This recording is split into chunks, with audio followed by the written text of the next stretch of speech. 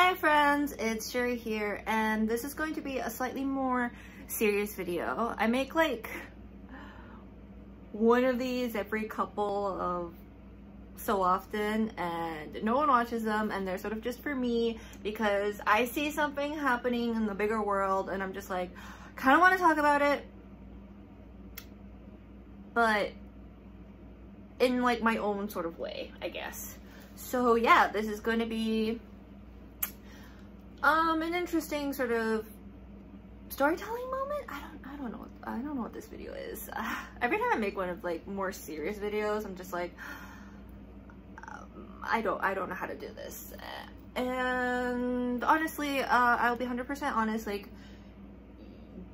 if you're going into this feeling like I am someone that knows what I'm talking about, I am not. This is a topic that is very sort of nuanced, and I think there are way better people equipped out there that have talked about it, are talking about it, should talk about it. And I'm just sort of like, you know, one of the people online who has an opinion.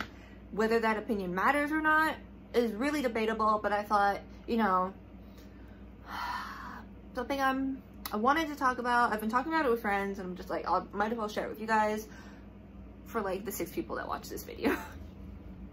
But yeah, so if you guys know or don't know, or if you don't know, I don't know the reason you clicked on this video, but there's a huge discussion about this movie called Blonde.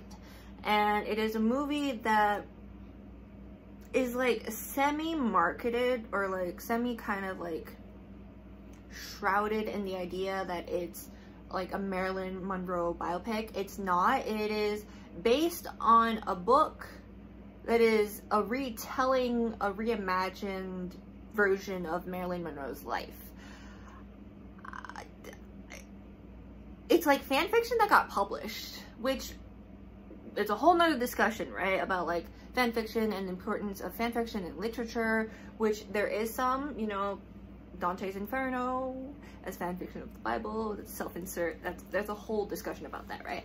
But this reimagining of Marilyn Monroe's life was then turned into this movie called Blonde, and it's on Netflix, I believe, and I have not watched it. I've read a little bit about it, and I've read about the whole overall discussion behind it, and a lot of what people have an issue is that there is a rape scene in this series, in this movie, and it's a little, I have like, I'm just like, why? Like, well, we kind of know why, right? But I'm part of the camp, please leave Marilyn alone. I think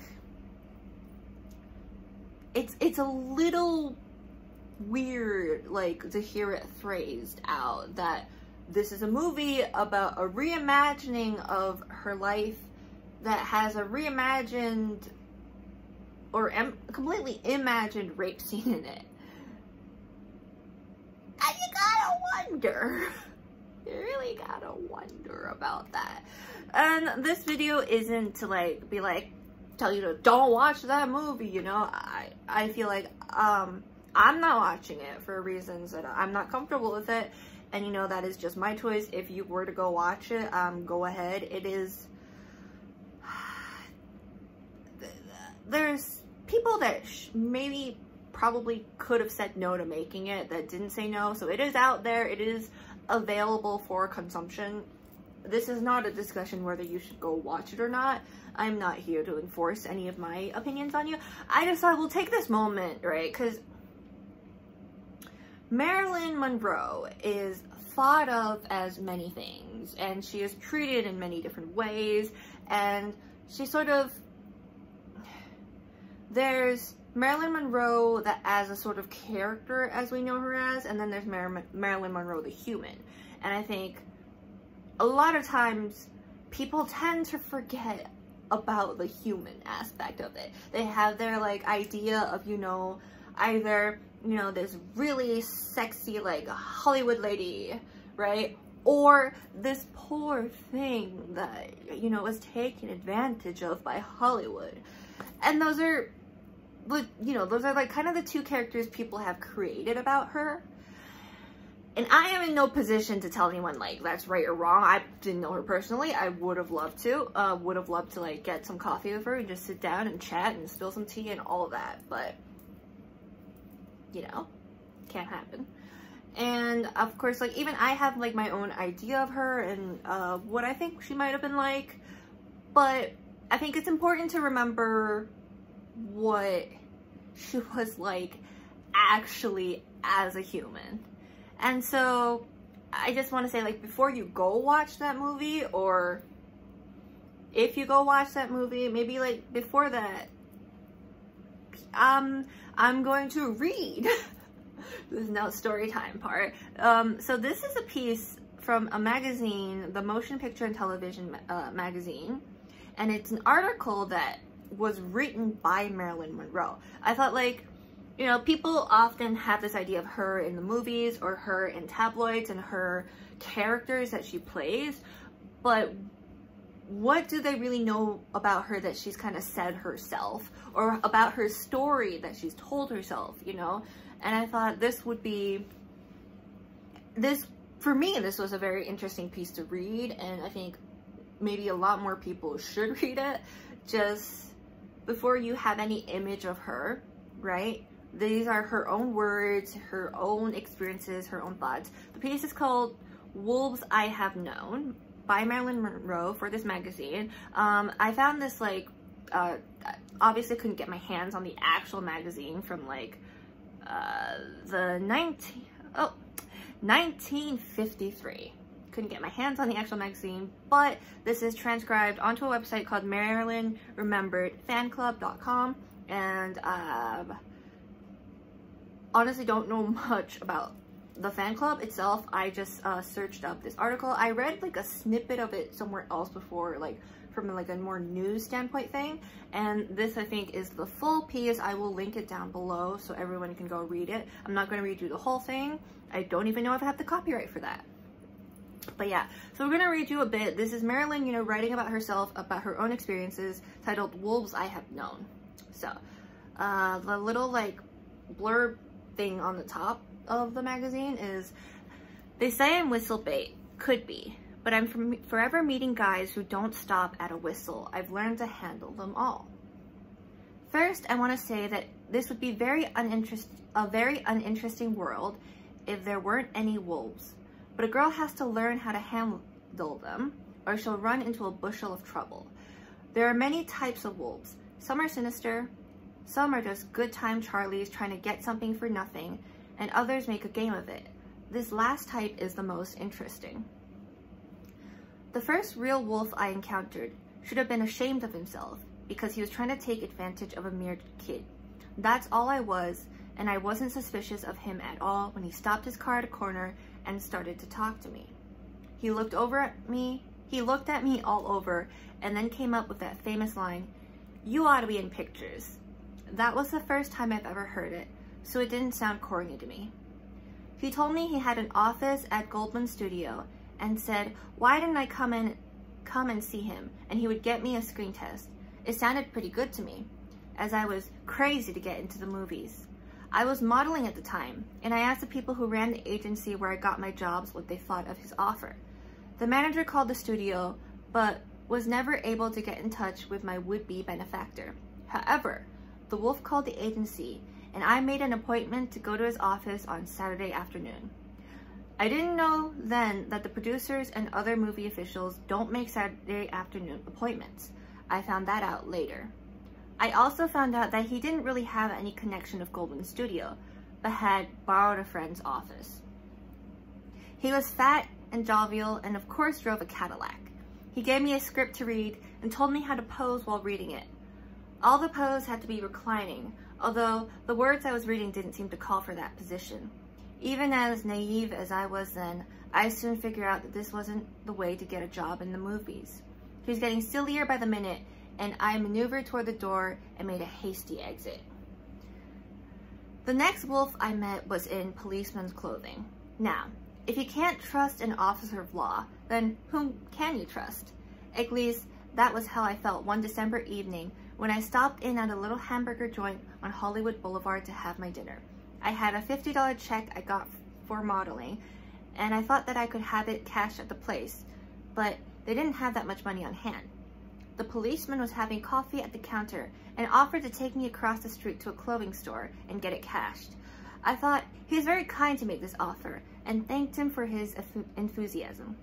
I wrote my address on the check, and I guess he must have made notes of it. A few nights later, when I was all alone in my home in Burbank, the people I was staying with had gone to the beach for the weekend. About 2 a.m., I heard someone prowling about the window. I was scared silly. I got up and tiptoed around the window, and I could see that a man was trying to cut the screen. I ran out the front door and over to the neighbors. They called the police. When they got there, the man was gone. I asked him to stick around the house for a little while for fear he'd come back, and sure enough, he did. They caught him at the window again. When they brought him into the house, I saw that his face was familiar. I told the Burbank policeman that I thought I knew him. I said I thought he was a policeman. They found his badge and identification in his pocket, and he admitted he had met me and thought he would come and call on me.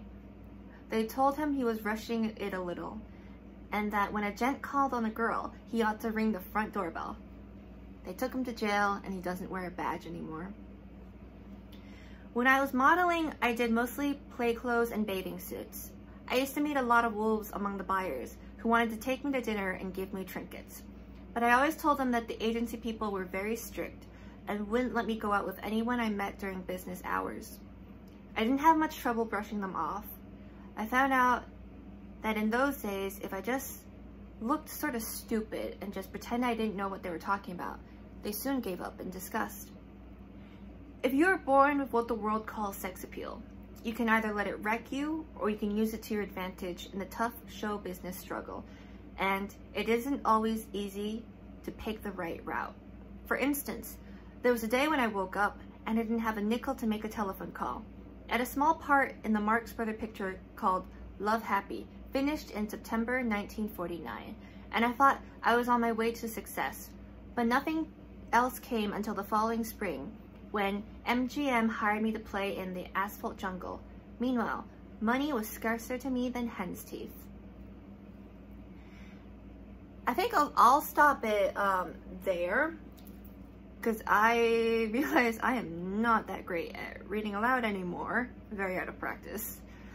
But this goes on for a bit, but I think you can already sort of picture what kind of person is writing this, and I don't know if that matches with the idea you have created of Marilyn or the idea that has been created of Marilyn by other people, but I just thought this was interesting to see like her in her own words. And this is much more, I think it goes very much deeper, and it is honestly worth a read, even like applying it to life now as a female, and as a female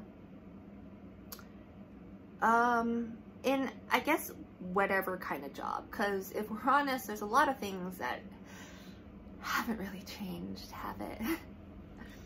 But yeah, I don't know, I just wanted to share this little bit of thing because it really made me think a lot, and I hope it makes you think too. And you know, if you do watch the movie Blonde, that is your choice. I am kind of interested, right?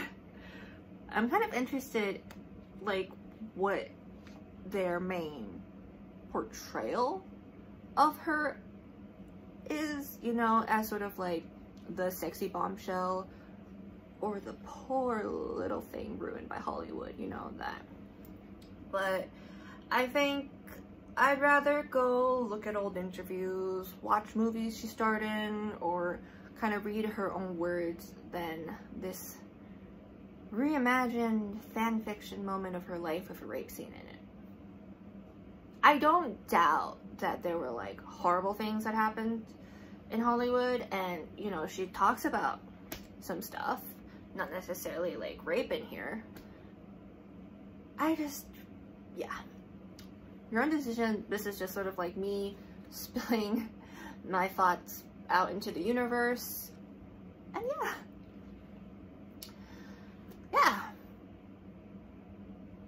So yeah, please do let me know what you thought about this piece. Please go check it out. I'll leave the link to it down below. And if you did see the movie, feel free to let me know your thoughts about it. I just ask, a lot of times when I make these like serious videos, the comment section isn't very nice. So I'm just gonna ask, like, you don't all have to agree, but please, like, play nice in the comments, okay? Play nice. If you want to have a serious discussion, let's have a serious discussion. If we want to just resort to like weird racism and sexism, not about that right now. Just not about that, okay? Thanks in advance. Thank you so much for watching this weird video, the 6 of you. I know, it's weird. And then please let me know your thoughts. Thank you so much for watching this video. I hope to see you in my next video. Bye bye.